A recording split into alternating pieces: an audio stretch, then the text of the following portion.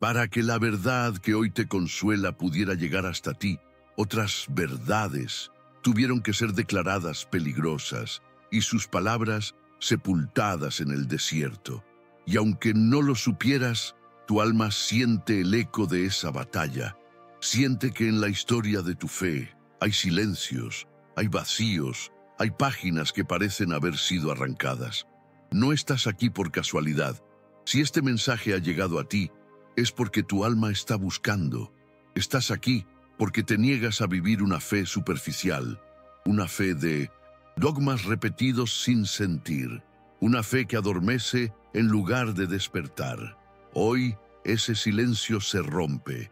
Hoy vamos a leer juntos esas palabras de Jesús que fueron consideradas tan revolucionarias, que la misma Iglesia prefirió ocultar bajo 7 llaves.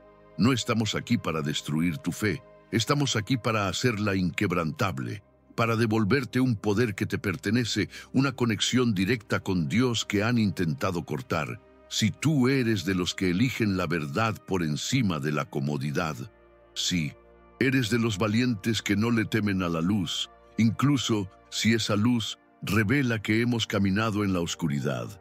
Entonces, este es tu llamado. Demuestra que eres un buscador de la verdad ahora mismo. Deja un amén en los comentarios como una declaración de que tu fe no tiene miedo. Dale me gusta a este video para que su luz ilumine a más almas que buscan, y suscríbete para unirte a este ejército de despiertos. Y sobre todo, quédate conmigo hasta el final, porque lo que estás a punto de descubrir no solo puede cambiar tu forma de ver la historia, puede transformar por completo tu destino espiritual. Imaginen el silencio del desierto, un silencio tan antiguo y profundo que parece el eco de la misma creación. Imaginen el sol, un martillo de oro líquido que golpea la arena y la roca, forjando un paisaje donde solo lo eterno sobrevive. En este lienzo de aridez y tiempo, bajo el cielo de un azul implacable, yacen secretos. Secretos sepultados no en oro, sino en la frágil memoria del papiro. No protegidos por ejércitos, sino por la soledad de las cuevas y el olvido de los hombres. ¿Y si la verdad que les han contado sobre Jesús, el Cristo, estuviera incompleta? No por malicia, sino por miedo. Un miedo tan humano y tan visceral como el de un padre que protege a su hijo de un mundo lleno de peligros. ¿Qué pasaría si existiera un mensaje, una serie de enseñanzas tan íntimas y de un poder tan incandescente que los primeros pastores de la Iglesia, con el corazón en la mano y el terror y la herejía en los ojos, decidieran que era un vino demasiado fuerte para odres nuevos? Un evangelio oculto, no borrado por enemigos de la fe, sino cuidadosamente velado por sus más fervientes protectores. No hablamos de un mensaje que contradiga el amor, sino de uno que lo profundiza a niveles que podrían desestabilizar la mente no preparada. Enseñanzas que nunca se leen desde el púlpito, no porque sean falsas, sino porque se consideraron demasiado peligrosas para el alma común. Una llama que, sin la debida preparación, podría consumir en lugar de iluminar. Un susurro de Cristo a sus más cercanos, un secreto que la Iglesia, en su rol de madre prudente, prefirió guardar bajo las capas del dogma y la doctrina, como se guarda una joya de valor incalculable, esperando el día en que los herederos tuvieran la madurez para comprenderla. Hoy no vamos a profanar un misterio, sino a asomarnos con reverencia a su borde. Descubriremos lo que muchos, en su simpleza, llaman el Evangelio prohibido de Jesús. Textos que fueron apartados, quizás, porque revelan una conexión tan directa, tan vertiginosa entre el hombre y Dios, que elimina la necesidad de intermediarios y estructuras de poder. Una fe más desnuda, más silenciosa, más terrible en su belleza. Una revelación que podría, sí, liberar el espíritu, pero también hacerlo naufragar en el océano del orgullo espiritual si no se navega con la brújula de la humildad. Este evangelio no está en su Biblia, pero su eco resuena en ella. Hay registros históricos, fragmentos encontrados en vasijas de barro selladas como tumbas, papiros custodiados por monjes que huyeron al desierto para no ser contaminados ni contaminar, olvidados por generaciones enteras. Algunos fueron etiquetados como herejía, la palabra con la que la Iglesia marcaba el veneno espiritual. Otros, simplemente, se dejaron desvanecer en el silencio. ¿Pero por qué? ¿Qué contenían estas palabras que infundieron tanto temor en la estructura misma de la Iglesia naciente? La respuesta es una palabra terrible y necesaria: protección. Porque donde hay una verdad liberadora, también hay una mentira que la imita. Donde hay luz, la oscuridad busca torcerla en una parodia. Y esta luz, por su propio bien, fue velada. Esto no es un viaje a la especulación, sino a los hechos, a manuscritos como el Evangelio de Tomás, el de María Magdalena y otros tantos que no revelan otra cara de Jesús, sino una profundidad de la misma cara que quizás nunca hemos contemplado. Una voz que no habla a la multitud, sino directamente al espíritu del discípulo. Una voz sin filtros, sin máscaras, sin la simplificación necesaria para las masas. Lo que verán a continuación puede cambiar, no su fe, sino la forma en que la comprenden. Puede llevarlos de la comodidad de la fe heredada a la desafiante aventura de la fe conquistada. Esta historia comenzó hace 2000 años, en el crisol de la persecución y el martirio, pero sus consecuencias vibran hoy en su propia alma. Y aunque muchos prefieren la seguridad de lo conocido, ustedes están aquí porque sienten ese llamado del desierto, esa sed de algo más, algo que estaba oculto, pero que ahora la propia providencia, en este tiempo profético, permite que salga a la luz. Están listos para entender el porqué del velo, para descubrir el tesoro que la Iglesia custodió en las sombras. Este es solo el comienzo. Para entender por qué tantos textos sobre la vida y enseñanzas de Jesús fueron apartados, debemos transportarnos a una era de sangre y fuego, un tiempo en que pronunciar el nombre de Cristo era una sentencia de muerte y escribir sobre él un acto de fe que podía costar el alma. Viajemos al primer siglo. El mundo es una bestia de imperios, gobernado por la espada de Roma y la intriga de los sacerdotes. El nombre de Jesús resuena en susurros por las callejuelas polvorientas de Judea y en los puertos bulliciosos del Mediterráneo. Sus seguidores, una comunidad herida y perseguida, se ocultan. Su iglesia no es de piedra, sino de carne y hueso. Se congregan en el silencio de las catacumbas bajo la tierra, como semillas esperando la primavera. El aire allí abajo es espeso, huele a tierra húmeda, a aceite de las lámparas y al miedo, un miedo santificado por la oración.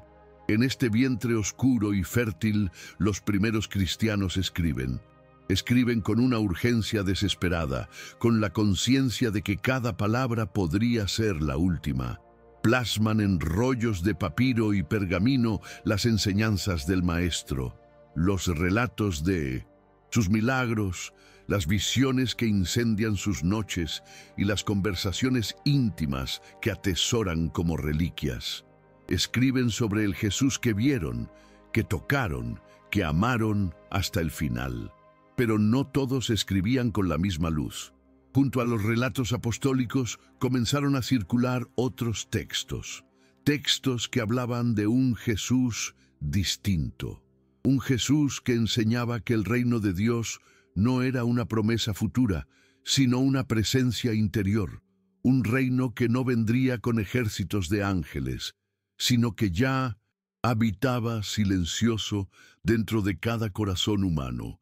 Un Jesús que susurraba que el verdadero templo no era el de Jerusalén, con sus muros de piedra y sus sacrificios de sangre, sino el corazón contrito y humilde.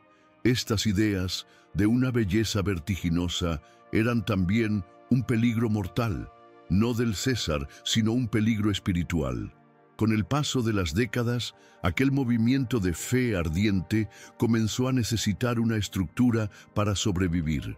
Lo que era un impulso del espíritu se convirtió en una organización. Lo que era fe personal se vio en la necesidad de volverse una doctrina común, un credo que pudiera unir a los creyentes desde Hispania hasta Siria. Y para que esa doctrina se mantuviera pura, para que el arca de la fe no fuera inundada por un diluvio de interpretaciones, fue necesario seleccionar, elegir y con dolor cortar, silenciar. Así comenzaron los concilios, reuniones de obispos, sucesores de los apóstoles, hombres con el peso del mundo sobre sus hombros, a menudo bajo la mirada atenta y política de los emperadores. En el año 325, Constantino, el primer emperador cristiano, convocó el más famoso de todos, el Concilio de Nicea. Imaginen la escena. No era una reunión serena de eruditos, era un campo de batalla espiritual.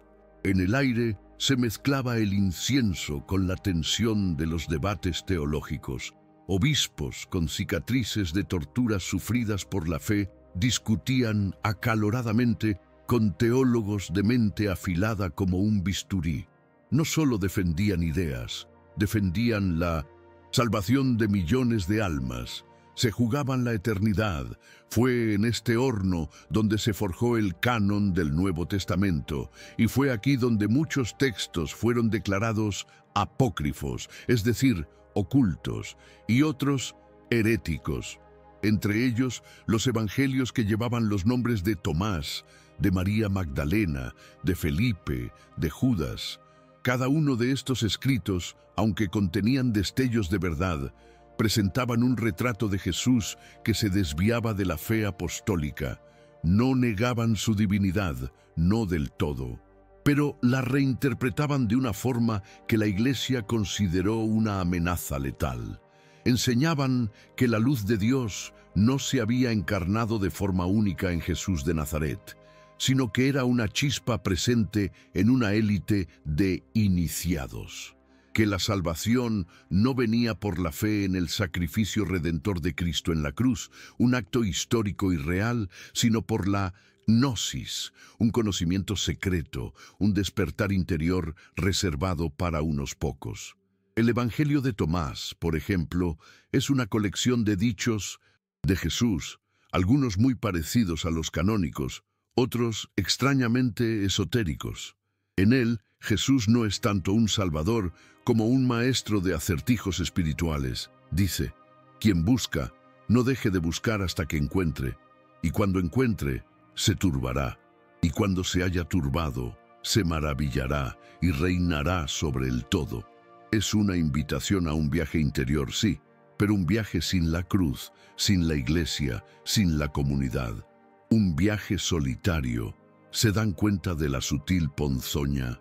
Coloca el poder, no en la gracia de Dios que se nos da, sino en el esfuerzo humano por encontrar. Es el orgullo espiritual disfrazado de piedad. Si este mensaje se hubiera predicado como el centro de la fe, ¿qué habría sido de la Iglesia? Si cada hombre es su propio Salvador a través del conocimiento, ¿para qué los sacramentos? ¿Para qué el sacerdocio instituido por Cristo? Si cada uno lleva dentro la respuesta, ¿por qué necesitar la revelación? Era la anarquía espiritual. Era la disolución de la fe en un millar de verdades personales. Era una amenaza directa al arca y María Magdalena. En los evangelios canónicos es una figura de una lealtad y amor conmovedores. La primera testigo de la resurrección, el apóstol de los apóstoles. Pero en los textos gnósticos, su figura es secuestrada. La convierten en la depositaria de una sabiduría secreta que Jesús le habría revelado solo a ella, por encima de Pedro y los demás. En el llamado Evangelio de María, ella consuela e instruye a los apóstoles varones que aparecen como torpes e ignorantes. Y Pedro, el mismo Pedro sobre quien Cristo edificó su iglesia, la increpa. ¿Acaso el Salvador ha hablado con una mujer en secreto y no abiertamente a nosotros? ¿Debemos todos volvernos y escucharla? La disputa no era sobre el machismo, como una mente moderna podría pensar. La disputa era sobre el fundamento de la fe. Se basaba en la revelación pública a los apóstoles o en visiones privadas y secretas. La iglesia, para sobrevivir, tuvo que elegir. Y eligió la roca de Pedro. La censura de estos textos no fue un capricho, fue una decisión estratégica y pastoral, un acto de guerra para proteger una fe única, apostólica y universal. Una fe que pudiera unificar un imperio, sí, pero sobre todo que pudiera llevar a la gente sencilla la verdad de la salvación de una forma clara y segura. Y así, 4 evangelios fueron reconocidos como el corazón del Nuevo Testamento. El resto fue relegado a las sombras, quemado en muchos casos, no con odio al papiro, sino con terror al veneno que contenía. Pero no todo se perdió. Avancemos en el tiempo, a 1945. El mundo acaba de salir de la pesadilla de una guerra mundial. En el desierto de Egipto, cerca de un lugar llamado Nag Hammadi, un campesino, Muhammad al-Samman, busca abono para sus campos. Su azadón golpea algo duro. No es una roca, es una vasija de arcilla, grande, sellada con betún. La abre, con el temor supersticioso de liberar a un genio, a un djinn. Dentro no hay oro. Hay algo más, precioso y más peligroso. 13 códices de papiro encuadernados en cuero.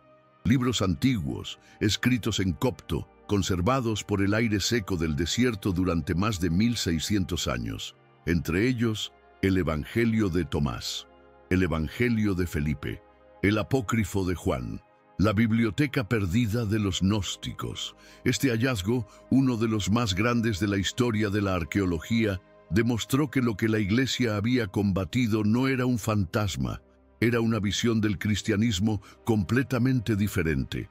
Más mística, más introspectiva, sí, pero también más elitista, más desarraigada de la historia, más centrada en el autoconocimiento que en la obediencia al amor.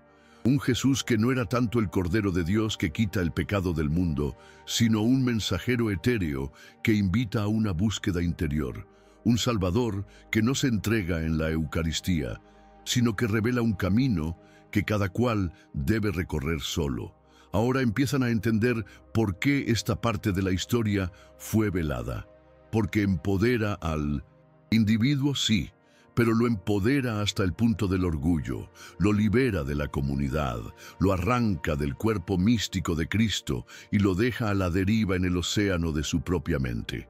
Y la fe, que no se arrodilla ante un Dios encarnado, crucificado y resucitado, sino que se mira a sí misma, es una fe que al final nos salva. Ahora, abramos juntos estas páginas olvidadas, pero no con la avidez del que busca una nueva verdad, sino con la prudencia del que examina el mapa de un antiguo campo de batalla, con reverencia por las almas que se perdieron en estos laberintos. ¿Por qué se molestó tanto la Iglesia? ¿Cuál era el contenido real de estos textos que infundía un miedo tan profundo? La respuesta reside en el tipo de fe que estos escritos despertaban. Una fe sin la cruz, una fe sin la necesidad de la gracia, una fe que no dependía de los sacramentos, esos puentes visibles que unen el cielo y la tierra, una fe que no necesitaba templos, ni comunidad, ni el perdón impartido por un sacerdote en nombre de Cristo. Los evangelios prohibidos enseñaban un atajo a lo divino. Mostraban a un Jesús que no pedía fe y conversión, sino un despertar intelectual. Un maestro que no llamaba a ser amado y seguido en el servicio, sino a que sus discípulos se dieran cuenta de que eran, en esencia, como Él. Comprendan la diferencia. Es abismal. La fe católica enseña que el reino de Dios está cerca. Sí, pero que entramos en él a través del arrepentimiento y el bautismo, incorporándonos a Cristo. Estos textos decían que el reino ya estaba dentro y que solo necesitábamos reconocerlo. Este mensaje es una bomba de relojería bajo los cimientos de una fe encarnada, porque una persona que se cree autosuficiente espiritualmente, que cree que posee dentro de sí la divinidad sin necesidad de redención, es una persona que ya no necesita un Salvador. Y una persona que no necesita un Salvador no puede ser salvada. Es una persona que, en su libertad, se ha encerrado en la peor de las prisiones, la de su propio yo. No se inclina ante el misterio, no acepta dogmas, no por reflexión, sino por orgullo. Cuestiona, siente, discierne, pero siempre con su propia mente como el árbitro final de la verdad. Esto es la esencia misma de la tentación del Edén. Seréis como dioses. Miren el contraste. Los evangelios canónicos, aunque llenos de exigencia, son también un bálsamo. Hablan de seguir a Cristo, de amar al prójimo, de cargar la cruz, de aceptar el sufrimiento como un camino de purificación. Los textos ocultos hablan de despertar, de conocer quién eres, de reconocer la luz que habita en ti. Tomen el Evangelio de Juan, el más místico de los canónicos. En el capítulo 14 Jesús dice: «El que cree en mí hará también las obras que yo hago, y las hará mayores». Este versículo de un poder inmenso está siempre anclado en la fe en Él. El poder no emana del hombre, sino de la fe del hombre en Cristo. Es un poder que se recibe, no que se posee. Los textos ocultos toman esta idea y la pervierten. En un pasaje del Evangelio de Tomás se lee: «Si sacáis a la luz lo que está dentro de vosotros, lo que tenéis os salvará. Si no lo tenéis dentro, lo que no tenéis os matará». ¿Ven la diferencia? La salvación ya no es un don de Dios, sino una consecuencia de un acto propio de introspección. La salvación ya no está en un altar, ni en la boca de un sacerdote que absuelve en nombre de Cristo, sino dentro de ti. Solo necesita ser despertada. La iglesia primitiva, en su infancia, luchando por su vida contra las persecuciones romanas y las herejías internas, no podía permitir este tipo de pensamiento. Necesitaba claridad, necesitaba una narración unificada, una doctrina segura, con reglas sí, pero reglas que fueran como las barandillas de un puente sobre un abismo. Algo para unificar, pero sobre todo para proteger. Los evangelios prohibidos no estaban necesariamente contra Jesús. Lo usaban, lo vaciaban de su sustancia histórica, de su sangre, de su humanidad, y lo convertían en un símbolo, en un portador de una sabiduría ajena al judaísmo y a la revelación bíblica. Desafiaban las capas de autoridad que el mismo Cristo había instituido en los apóstoles. Tomaban el poder de las manos de la iglesia, la comunidad de los creyentes, y se lo daban al individuo aislado. Por eso fueron etiquetados como herejes, no porque no sirvieran a un proyecto de poder, sino porque servían a un proyecto de disolución. Además, muchos de estos textos exaltaban una figura femenina, usualmente María Magdalena, no como la pecadora redimida y fiel testigo, sino como una iniciada superior a los apóstoles varones. En un mundo donde la estructura de la Iglesia, por institución divina, se basaría en el sacerdocio masculino, esto no era solo un problema de roles, sino una subversión teológica. Presentaba una línea de autoridad alternativa, secreta y gnóstica, frente a la línea apostólica, pública y sacramental. Y luego está la palabra clave: gnosis, conocimiento. Pero no el conocimiento que nace del estudio y la fe, sino un conocimiento espiritual, intuitivo, directo, el conocimiento del yo real, de la chispa divina, interior. Este conocimiento, según ellos, era lo que salvaba, conectando a la persona con el Creador sin necesidad de mediadores. Y eso en una estructura que custodia las llaves del reino, era inaceptable. Durante siglos, los líderes de la Iglesia lucharon contra cualquier idea que abaratara lo divino o que negara la necesidad de la encarnación y la redención. Era más seguro y, sobre todo, más verdadero enseñar que Dios es trascendente, que se hizo hombre para alcanzarnos, que es accesible a través de los sacramentos que Él mismo instituyó. Mantener al pueblo seguro, dependiente de la confesión, del bautismo, de la Eucaristía para garantizar la salvación. Los evangelios olvidados decían lo contrario. Decían que el Padre estaba dentro, que el reino surgía de la introspección. Por esto, textos como el de Tomás, el de María Magdalena, el de Felipe, fueron rechazados y ocultados, y durante casi 2 milenios, el mundo solo conoció los susurros de su existencia a través de los escritos de los padres de la Iglesia que los combatieron. Hasta que el tiempo, ese guardián silencioso de la verdad, comenzó a revelarlos de nuevo.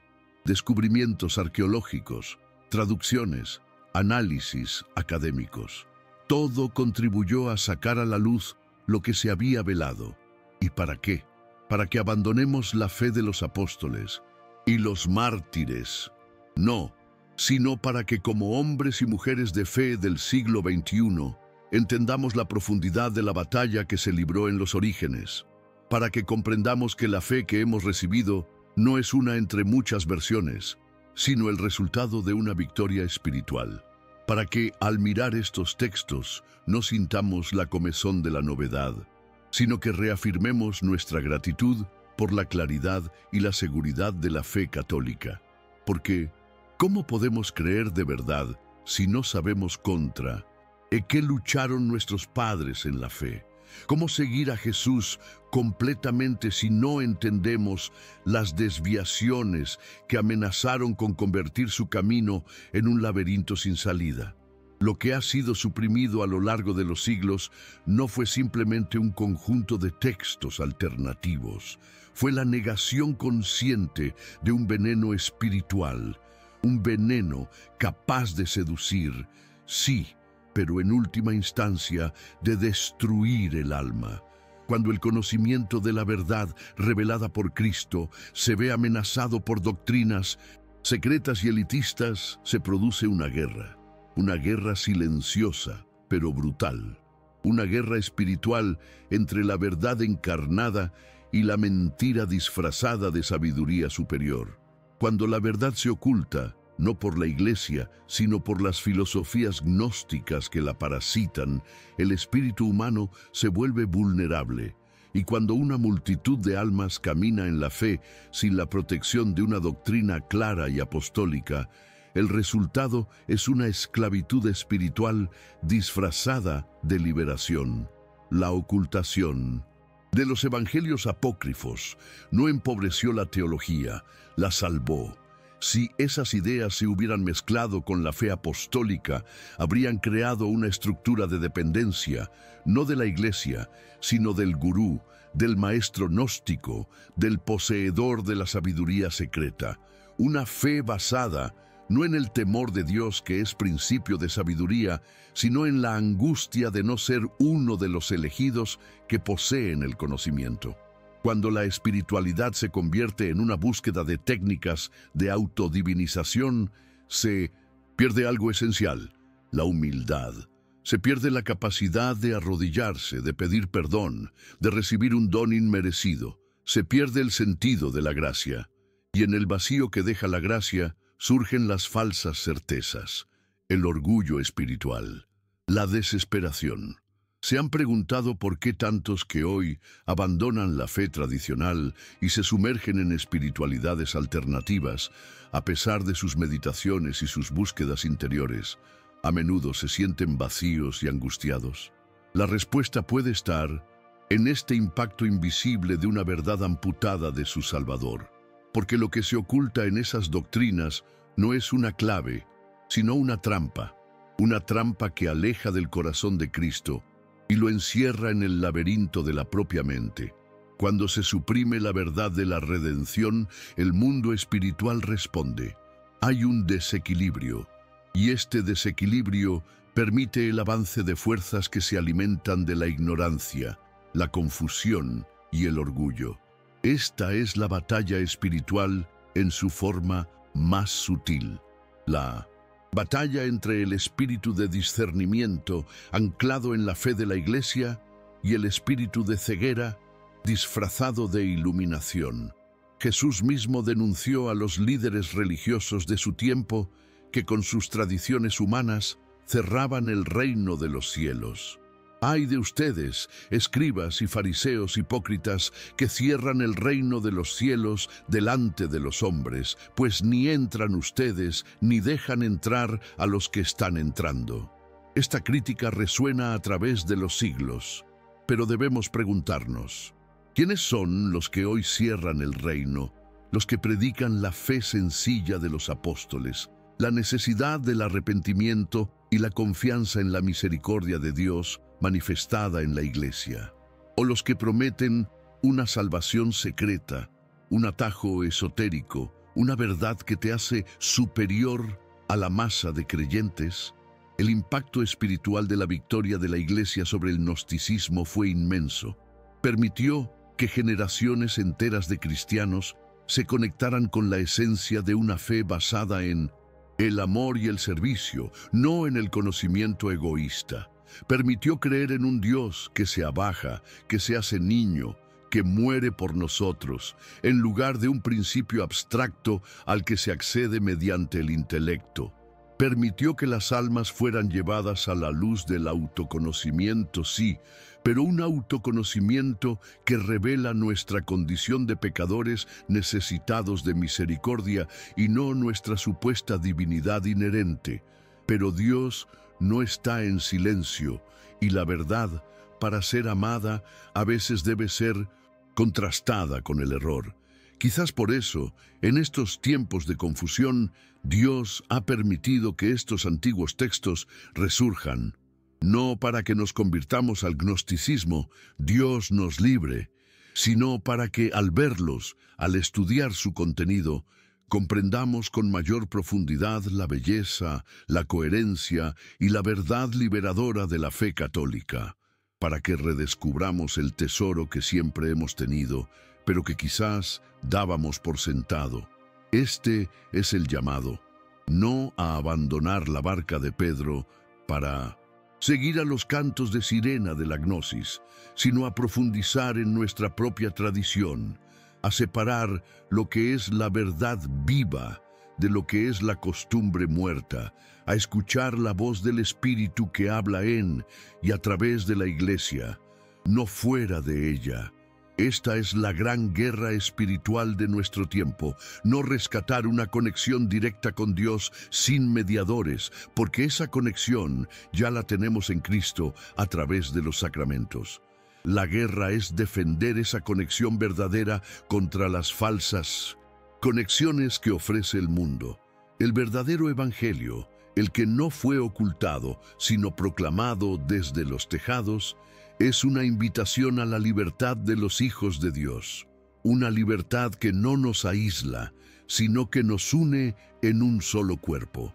Y si descubrieras que la Iglesia, en su sabiduría maternal, te ocultó el mapa de un campo minado para que no volaras en pedazos, tendrías el coraje de agradecerle. Esta es la pregunta que nos paraliza, porque nos obliga a enfrentar un conflicto profundo, el conflicto entre la curiosidad y la fe, entre la novedad y la tradición, entre el llamado de la sirena y la seguridad de la barca. Es mucho más fácil, más seductor, creer en lo que nos dicen que es un secreto revelado, algo para unos pocos elegidos. Pero seguir la verdad, revelada a todos, no siempre es popular. Jesús mismo lo advirtió. Dijo que el camino es estrecho, que su mensaje no traería una paz mundana, sino la espada que separa la verdad del error. La verdad, cuando llega, obliga al alma a elegir, fuerza a mirar dentro y a decidir qué queremos vivir, una aventura solitaria en busca de nuestra propia luz, o el camino comunitario, humilde y seguro, en pos de la única luz del mundo. ¿Cuántas veces hemos ignorado la voz de la tradición por miedo a parecer simples, ingenuos, no lo suficientemente espirituales? La verdad es que muchos viven una fe que no han elegido, sino que simplemente han heredado, y por tanto nunca han valorado de verdad. Una fe formada por el ambiente, la cultura, pero no por una decisión personal y madura. La verdadera fe no puede ser subcontratada. Nace del encuentro con la verdad, de la confrontación con el error, del coraje de mirar la luz de Cristo, incluso si al principio ciega nuestros ojos, acostumbrados a la penumbra de nuestras propias ideas. La fe viva no tiene miedo de examinar los errores del pasado, los textos heréticos, las filosofías extrañas, porque sabe que su fundamento es roca, no arena.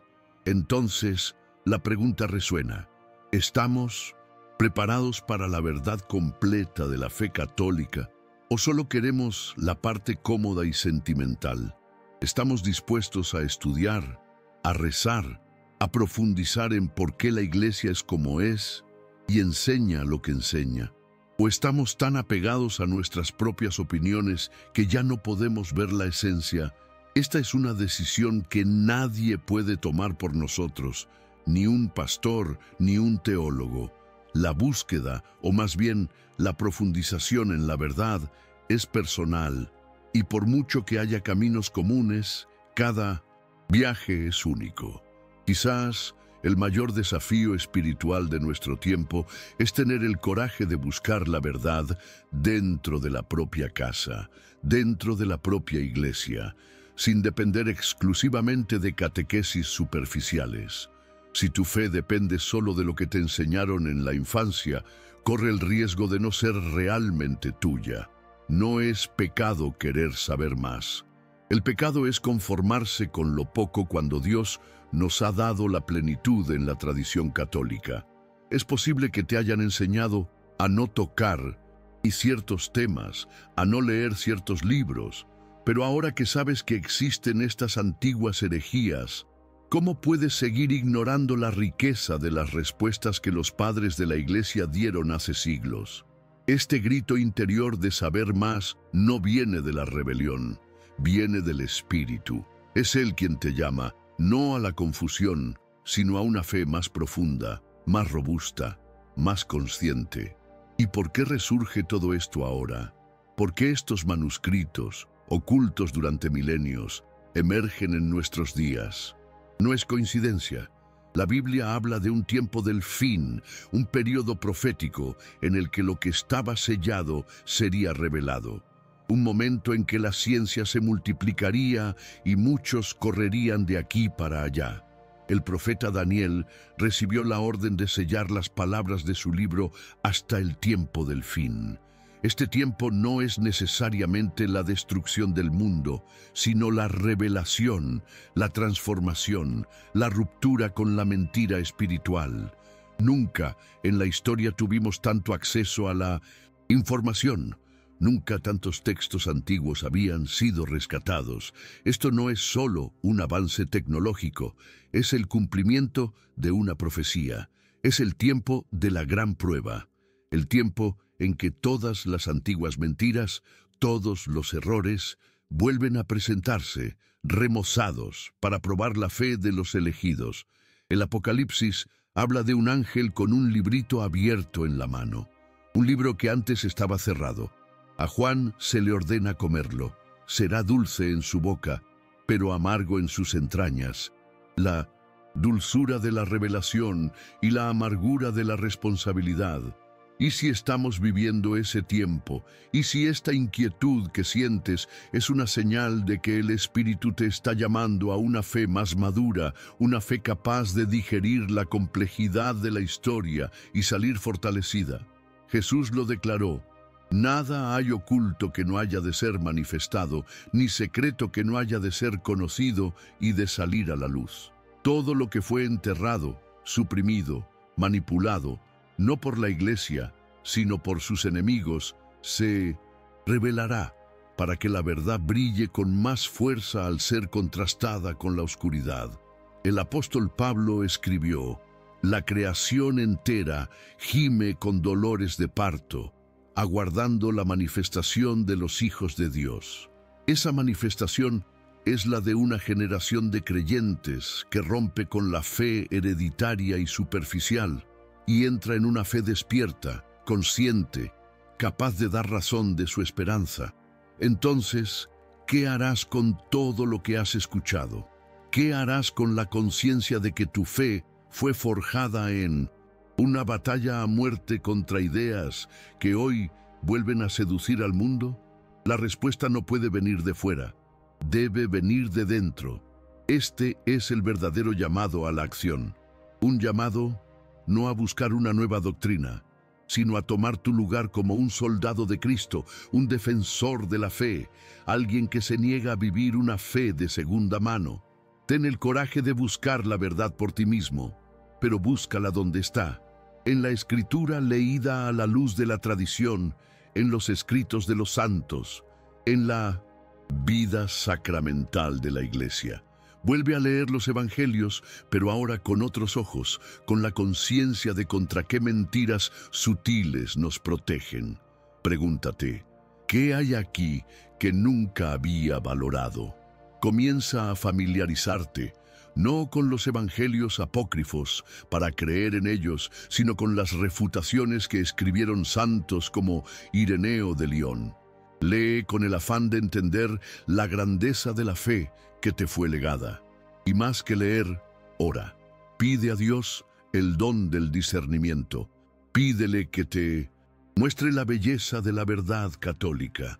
Pídele que te enamore de la Iglesia con todas sus heridas y arrugas humanas, porque es el cuerpo de Cristo, tu madre. La oración verdadera no es un monólogo, es un diálogo. Y Dios no calla cuando encuentra a alguien que quiere escuchar con humildad. Tal vez tengas miedo a descubrir que tu fe no era tan sólida. Pero recuerda, el miedo es la herramienta del enemigo. Jesús nunca usó el miedo, usó el amor. Y el amor exige la verdad. Todo lo que hemos revelado era necesario, porque la verdad prohibida no es la que la Iglesia ocultó. El verdadero evangelio prohibido es el que el mundo, el demonio y nuestra propia carne prohíben vivir. El evangelio de la cruz, el evangelio de la pureza, el evangelio del perdón, el evangelio de la obediencia. Lo que encontramos en los textos apócrifos son solo la superficie de una mentira mucho mayor, la gran mentira humanista y luciferina, que no necesitamos a Dios, que no necesitamos un Salvador, que nosotros somos nuestros propios salvadores. Las palabras que fueron borradas por completo no fueron palabras de Jesús, sino las interpretaciones venenosas que intentaron suplantarlas. Las conversaciones que fueron excluidas de los informes no fueron las de un Jesús esotérico, sino las que los gnósticos inventaron para justificar sus doctrinas. Y esto, la historia de esta batalla, es lo que la Iglesia, en su sabiduría, nos ha preservado. Nos ha entregado la narrativa de la victoria de la verdad. En los próximos capítulos de nuestra búsqueda, no exploraremos las palabras secretas de Jesús que desaparecieron, sino que nos sumergiremos en la sabiduría de los padres de la Iglesia que las combatieron. Leeremos juntos extractos de los textos de San Ireneo, de San Atanasio, de San Agustín, y entenderemos por qué la Iglesia no tuvo miedo de estas palabras, sino amor por las almas que podían envenenar. Y te darás cuenta de que la verdad que tu corazón sospechaba no es un secreto oculto en una vasija, sino un misterio revelado en un sagrario. La verdad tiene un nombre, y es Jesucristo, el que vive y reina en su Iglesia, ayer, hoy y por los siglos de los siglos. Y así llegamos al final de este viaje. Pero en realidad, este no es el final, es el comienzo de tu propio camino con una nueva luz en los ojos. La información que hoy tienes, las preguntas que ahora habitan en tu mente, ya no te permiten ver el mundo de la misma forma. Esa es la belleza y el peso de la verdad. Sí, Llegaste hasta este punto, no es por simple curiosidad, es porque tu alma ya lo sabía. En el fondo, siempre sentiste que había algo más, que la historia no estaba completa. Hoy, simplemente, le hemos puesto nombre a esa intuición. Ya no eres solo alguien que escucha, ahora eres parte de los que buscan, de los que se atreven a mirar donde otros apartan la vista. Y en esta búsqueda no estás solo.